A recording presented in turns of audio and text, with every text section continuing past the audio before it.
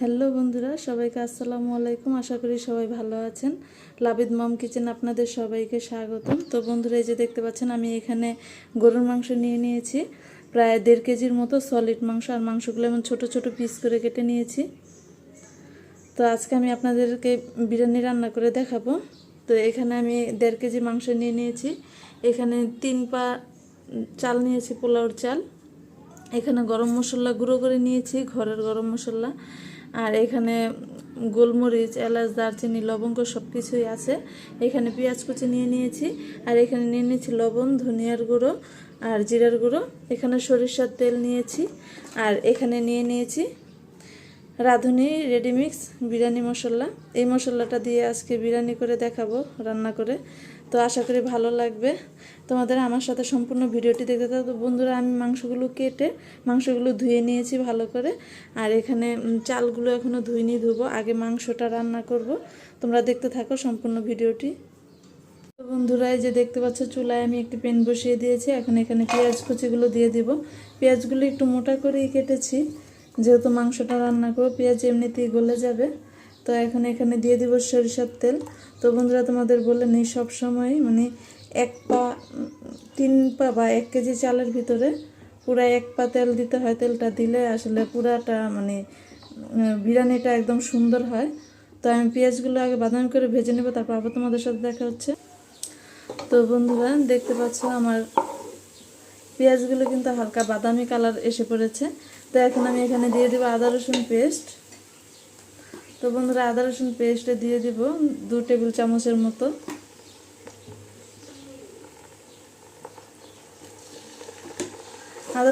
আদা রসুনের পেস্ট একটু পেঁয়াজের সাথে ভালো করে ভেজে নেব।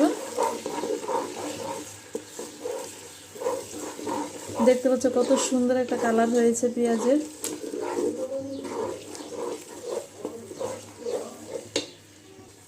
তো বন্ধুরা, আদা রসুন পেস্টটা পেঁয়াজের সাথে ভালো করে ভেজে নিয়েছি। এখন এখানে এই যে মশলাগুলো রেখেছিলাম, লবণ, ধনিয়ার গুঁড়ো, জিরার গুঁড়ো, এগুলো দিয়ে দেব। আর তোমাদের বলে নেই মশলাটা দেওয়ার একটি কারণ। আর যে এখানে দিয়ে দেবো এখন গরম মশলা গুঁড়ো। এটা আমি ঘরেই গুঁড়ো করে নিয়েছি। এখানে গোলমরিচ, এলাচ, দারচিনি, লবঙ্গ সব কিছুই আছে, তো একসাথে গুঁড়ো করে নিয়েছি। আর এই বাড়তি যে এক্সট্রা মশলাটা, এটা দেওয়ার একটাই কারণ আমি একটু চালটা বেশি নিয়েছি। রাঁধুনি যে গুঁড়া মশলার যে প্যাকেটটা, সেটাতে ওদের নিয়ম অনুযায়ী আধা কেজি চালের বিরিয়ানি রান্না করতে হয়। তো আমি একটু চালটা বেশি নিয়েছি, আমার মাংসটাও একটু বেশি, এই জন্য এক্সট্রা কিছু মশলা দিলাম।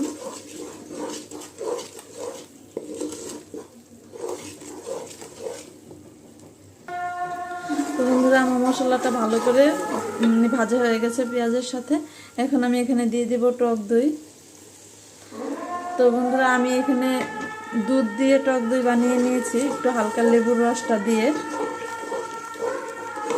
তো অনেক টক দই কিনতেও পাওয়া যায়, সেখান থেকেও তোমরা দিতে পারো। আর এখানে আমি দিয়ে দিব টেস্টি সল্ট 1 চা চামচ।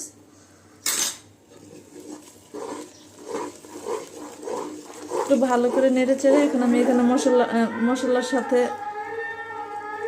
মাংসগুলো দিয়ে দেব।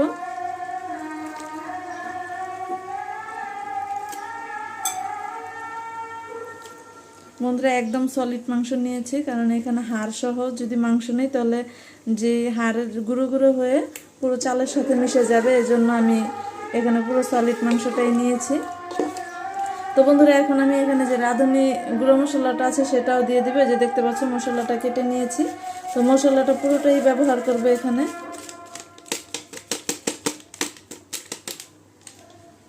তো এটার ভিতরে এখানে তেজপাতা, এলাচ, দারচিনি সব কিছু দেওয়া ছিল।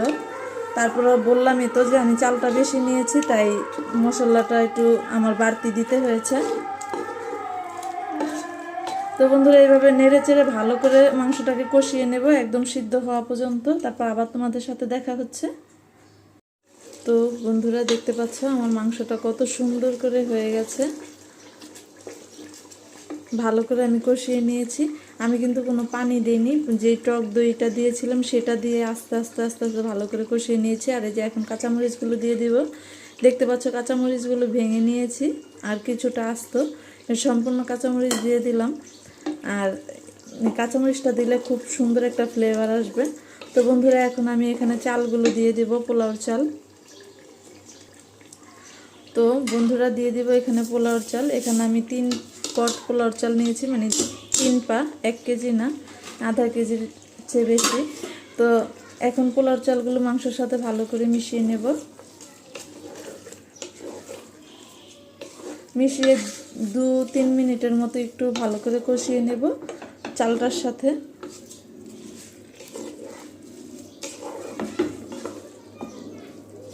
বন্ধুরা, যে কোনো জিনিসের যদি পর্যাপ্ত পরিমাণে হয় তাহলে খেতেও ভালো লাগে। তো আমি আজকে একটু মাংসটা বেশি নিয়েছি, তাই আশা করি খেতে খুবই ভালো লাগবে বিরিয়ানিটা।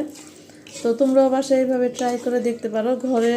ঘরোয়াভাবে বা রাঁধুনি মিক্সড যে বিরিয়ানি মশলাটা আছে সেটা দিয়ে খুব সহজেই রান্না করা যায়, আর কোনো ঝামেলা থাকে না। কি মশলা দিব, কি করব সেটা বলার কোনো টেনশন থাকে না।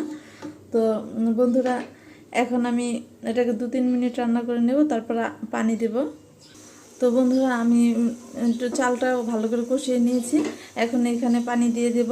তো তোমাদের বলে নিই, যেই পটটা দিয়ে আমি পানি মেপেছিলাম, চালটা মেপেছিলাম, ঠিক সেই পট যতটুকু চাল হয় তার দ্বিগুণ পানি দিতে হয়।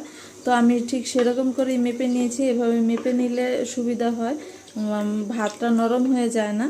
তাই আশা করি তোমরা ওইভাবে মেপেই নিবে, আন্দাজ করে দেওয়ার কোনো প্রয়োজন নেই, যেহেতু একটা ওয়ে আছে সেটা দেখলেই চলবে। তো যতটুকু চাল তার দ্বিগুণ পানি নিতে হবে, অর্থাৎ যেই পটটা দিয়ে বা যেই কাপটা দিয়ে চাল মাপবে ঠিক সেই কাপটা দিয়ে পানিটা মেপে দিবে, তাহলে আর পানিটা বেশি হবে না, একদম ভাতটা ঝরঝরে হবে।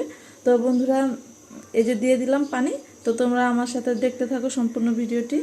তো বন্ধুরা, দেখতে পাচ্ছ আমার বিরিয়ানিটা হয়ে গেছে। যখন পানিটা একদম কমে গিয়েছিল আমি চুলাটা একদম কমিয়ে দিয়েছিলাম।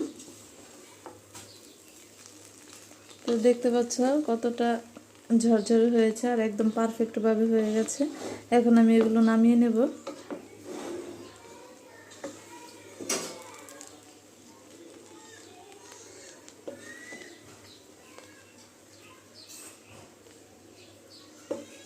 তো বন্ধুরা, এখন আমি তোমাদের সার্ভ করে দেখাচ্ছি।